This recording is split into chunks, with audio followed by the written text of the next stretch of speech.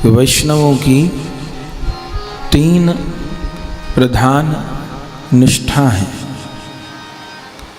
जैसे हर एक पद के, हर एक स्वरूप के कुछ आंतरिक लक्षण होते हैं, कुछ बाह्य लक्षण होते हैं।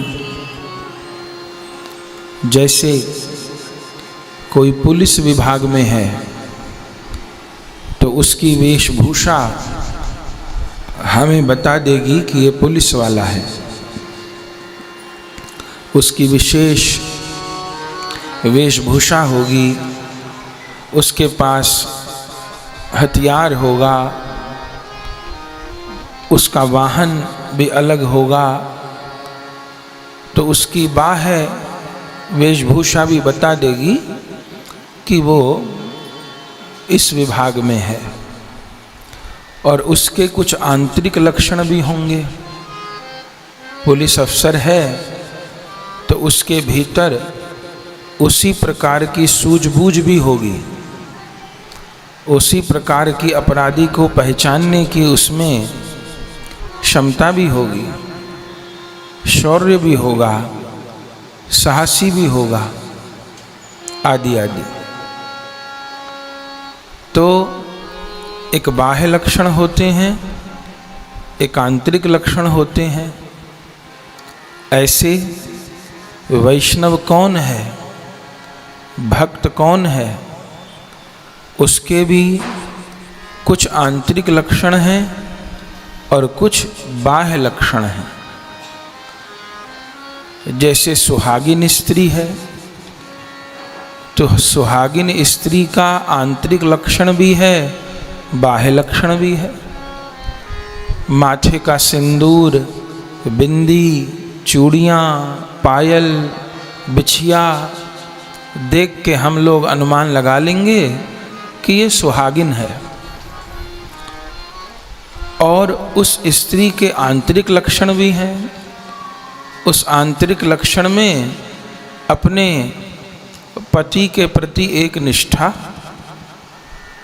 अपने पति के प्रति समर्पण, अपने परिवार के प्रति सेवा का भाव, एक निष्ठा का भाव इत्यादि उसके आंतरिक लक्षण हैं। अब कोई स्त्री ये कहे कि मैं भीतर अपने मन में पति के प्रति निष्ठा रखती हूँ, पर ये सिंदूर लगाने से क्या होगा, ये बिंदी लगाने से क्या होगा, ये करवा चौथ का व्रत रखने से क्या होगा, या जिस क्षेत्र में छठ पूजा होती है तो ये छठ पूजा का व्रत रखने से क्या होगा। मैं तो भीतर से अपने पति को मानती हूँ। तो ऐसा नहीं है। आंतरिक लक्षण भी चाहिए और बाह्य लक्षण भी चाहिए। बोले सिंदूर की, बिंदी की, सुहाग के चिन्ह की क्या महत्ता है? तो हमारे शास्त्र कहते हैं कि एक सुहागिन स्त्री जो सुहाग के चिन्ह धारण करती है तो उससे उसका सौभाग्य बढ़ता है, उसके पति की आयु बढ़ती है, उसके अमंगल दूर होते हैं। आज तो अमंगल दूर करने के लिए कितनी कितनी बातें सोशल मीडिया पर बताई जाती हैं, और जो सनातन धर्म को अंधविश्वास बताते हैं वो उन चक्करों में बहुत पड़ते हैं। ऐसा कर लो, वैसा कर लो, ये यंत्र रख लो, ये कागज रख लो, ये तावीज रख लो। तो उन चीज़ों में आदमी पढ़े लिखे लोग भी बहक जाते हैं।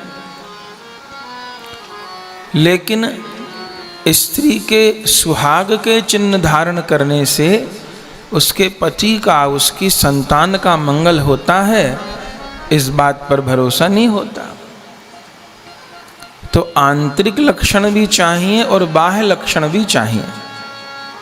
ऐसे नाम निष्ठा, धाम निष्ठा, रूप निष्ठा, ये सब वैष्णव के आंतरिक लक्षण हैं।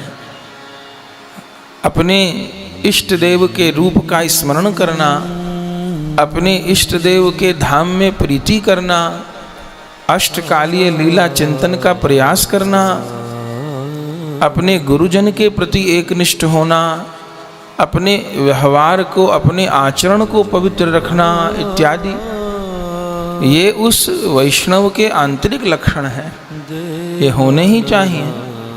लेकिन बाह्य लक्षण क्या है जिनसे ये निश्चय हो कि ये भक्त है, ये वैष्णव है? तो उन अनेक लक्षणों में कम करते करते करते करते 3 निष्ठाओं की, 3 लक्षणों की विशेष ख्याति संतों ने की है। उसमें पहली है नाम निष्ठा। नाम निष्ठा से यहाँ तात्पर्य है कि जो हमको गुरुदेव ने नाम प्रदान किया है उसका एक संख्या में प्रतिदिन अवश्य जप करना है। संख्या जरूर रखनी है कि इतनी संख्या, इतनी माला में करूँगा ही। फिर उसके ऊपर बिना संख्या के आप जितना कर सकते हैं करें, उसमें कोई हानि नहीं, अधिक से अधिक करें, पर एक संख्या जरूर रखनी होगी। फिर इस संबंध में प्रश्न उठता है कि कितना नाम जप करें, उसकी कोई सीमा नहीं है। लेकिन संत जन का कहना है कि प्रतिदिन कम से कम 21,600 बार नाम जप करें, क्योंकि दिन और रात में हम लोग मिलाकर 21,600 बार श्वास लेते हैं। तो प्रत्येक श्वास पर नाम जपने का अभ्यास हो, बहुत समय नहीं लगता। श्री महामंत्र की 16 माला करने से 25,000 नाम हो जाता है, बहुत समय नहीं लगता। जिनको अभ्यास है वो तो बहुत जल्दी कर लेते हैं। अभ्यास नहीं भी है तो भी 1 घंटे में आराम से माला हो जाएंगी। तो नाम निष्ठा, अथवा गुरुदेव ने जो नाम प्रदान किया है, जो नाम हमको प्रिय लगता है, सब नामों में भगवान की एक सी सामर्थ्य है। ये नाम बड़ा है और ये नाम छोटा है, ऐसा सोचना भी पाप है। प्रभु के सब नामों में उनकी एक सी क्षमता है, एक सी सामर्थ्य है। तो नाम निष्ठा, एक संख्या अवश्य रखनी होगी। इतना नाम जप मैं करूँगा ही। सुबह नहीं हो पाया दोपहर को करिए, दोपहर को पूरा नहीं हो पाया शाम को करिए, शाम को नहीं हो पाया तो थोड़ा तो अपने को कसना पड़ेगा। तब तक सोऊंगा नहीं जब तक मेरी नाम की संख्या पूरी न हो जाए। कभी कभी निष्ठा की परीक्षा होगी, कभी लगेगा कि आज नाम संख्या पूरी नहीं हुई, नींद आ रही है, सिर दर्द हो रहा है, ऐसा नाटक होगा। पर 2-4 बार परीक्षा होगी। नाम भगवान परीक्षा लेते हैं, और जहां आप 2-4 बार परीक्षा में पास हो गए तो फिर नाम भगवान ही आपकी सहायता करने लग जाएंगे। खुद से खुद नाम पूर्ण होगा। तो भक्ति मार्ग में जो पहली निष्ठा है वह नाम निष्ठा है। फिर दूसरी निष्ठा है तुलसी निष्ठा। तुलसी जी का तो उत्सव ही हम लोग मनाए हैं। 56 भोग 36 व्यंजन, बिन तुलसी प्रभु एक न मानी। तुलसी श्री कृष्ण को, श्री राम को बहुत प्रिय है, बहुत प्रिय है, बहुत प्रिय है। ठाकुर जी को 1 गिलास जल भी बिना तुलसी दल छोड़े स्वीकार नहीं है। तो ये इतना बड़ा शरीर कैसे स्वीकार होगा? तो तुलसी निष्ठा माने तुलसी जी का पूजन करे, अर्चन करे, तुलसी जी पे दीप दान करे, परिक्रमा करे, ये सब तो है। पर सबसे बड़ी तुलसी निष्ठा ये है कि कंठ में तुलसी धारण करे। कभी भी कंठ से तुलसी दूर न हो। हम तुलसी जी के स्पर्श में हैं तो भगवान के स्पर्श में हैं। तुलसी जी हरि प्रिया हैं, तो कंठ में तुलसी सदा धारण होना। अब वैष्णव जन तो सदा ही तुलसी धारण करते हैं। कभी ऐसा हो जाए कि तुलसी कंठी टूट गई, मंगल हो गई कंठी, तब भी उसको किसी तरह बांध के रखे, जेब में रख ले, हाथ पर बांध ले। तुलसी जी का स्पर्श सदा। तुलसी जी को कोई सूतक पातक नहीं लगता। शमशान में जाइए, कहीं जाइए, कोई सूतक पातक नहीं लगता। स्त्री को शुद्ध अवस्था, अशुद्ध अवस्था, कुछ सूतक पातक तुलसी जी को नहीं लगता। तुलसी जी सदा ही, जो काष्ठ तुलसी हैं, अशुद्ध अवस्था में पौधे का स्पर्श नहीं करेंगे, लेकिन जो काष्ठ तुलसी हैं, जो कंठ में धारण करते हैं, उनको कभी सूतक पातक नहीं होता। कभी तुलसी जी नहीं रहे कंठ में, तो जब तक तुलसी धारण न कर ले तब तक अन्न जल ग्रहण न करे। तो तुलसी निष्ठा, सब तुलसी धारण करें। ठाकुर जी को एक गिलास जल बिना तुलसी के स्वीकार नहीं है, तो इतनी बड़ी देह कैसे स्वीकार होगी? जैसे सुहागिन स्त्री की बिंदी, सिंदूर, मंगलसूत्र उसके सुहाग के चिन्ह हैं, ऐसे वैष्णवों की जो तुलसी कंठी है, ये उनका सुहाग का चिन्ह है। जैसे स्त्री के सुहाग के चिन्ह बता देते हैं कि ये किसी की हो चुकी है, ऐसे ही वैष्णव की तुलसी कंठी, तिलक, ये बता देते हैं कि ये प्रभु के जन है, ये यम के जन नहीं है। तो तुलसी जी का सम्मान, इसमें तुलसी जी का पूजन अर्चन इत्यादि तो है, लेकिन सबसे बड़ी तुलसी निष्ठा है कंठ में तुलसी धारण करना। यदि कंठ में तुलसी है तो एक बात तो सत्य मानिए कि अधोगति नहीं होगी। तुलसी कंठी कंठ में है और शरीर छूटता है तो अधोगति नहीं होगी। तुलसी जी की अनंत महिमा है। पर कंठ में तुलसी कब आएंगी? कंठ में तुलसी तब आएंगी जो वस्तु भगवान को भोग नहीं लग सकती, उसका हम सर्वथा त्याग कर देंगे। तो अंडा, मांस, मछली, प्याज, लहसुन, इसका सर्वथा त्याग करना होगा। तो अंडा, मांस, मछली तो आस्तिक समाज में कहने की जरूरत नहीं पड़ती, लेकिन प्याज, लहसुन ऐसी चीज आजकल हो गई है कि सनातनियों के भी खान पान में बहुत अंदर तक प्रवेश कर गई है।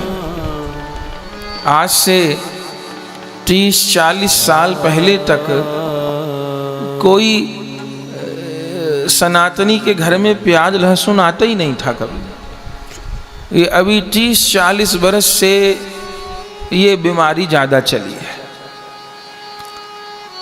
हमने वो समय देखा है, वृंदावन की सब्जी मंडी में प्याज नहीं मिलता था। 20 साल पहले तक वृंदावन की सब्जी मंडी में प्याज नहीं उतरता था। अभी तो तरह तरह के लोग आने लग गए, तो पता नहीं क्या क्या मिलने लग गया, खबर नहीं।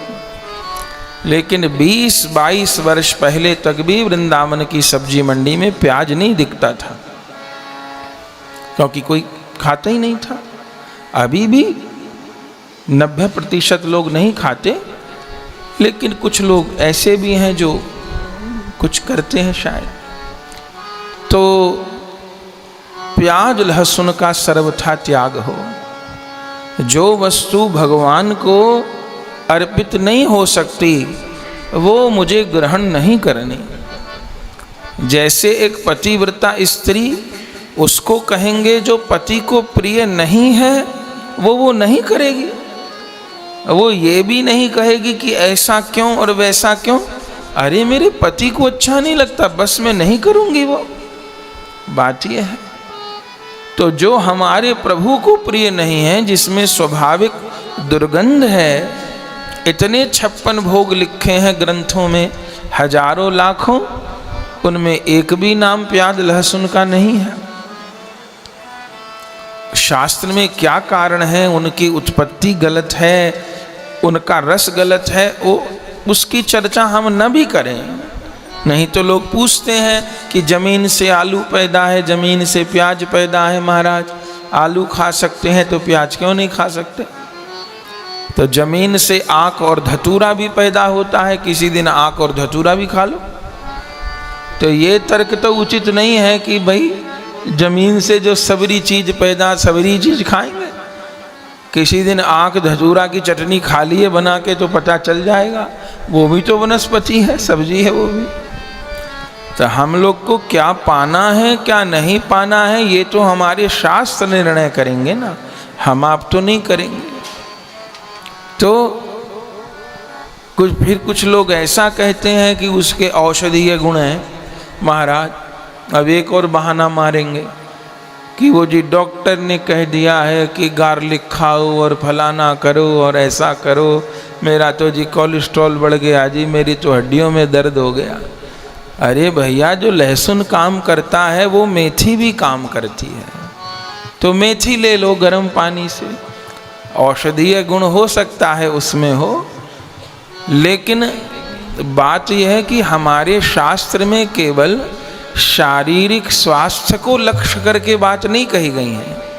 हमारे यहाँ पूर्ण स्वास्थ्य क्या माना है कि तन भी स्वस्थ रहे और मन भी स्वस्थ रहे। हमारे यहाँ केवल तन के स्वास्थ्य को स्वास्थ्य नहीं माना।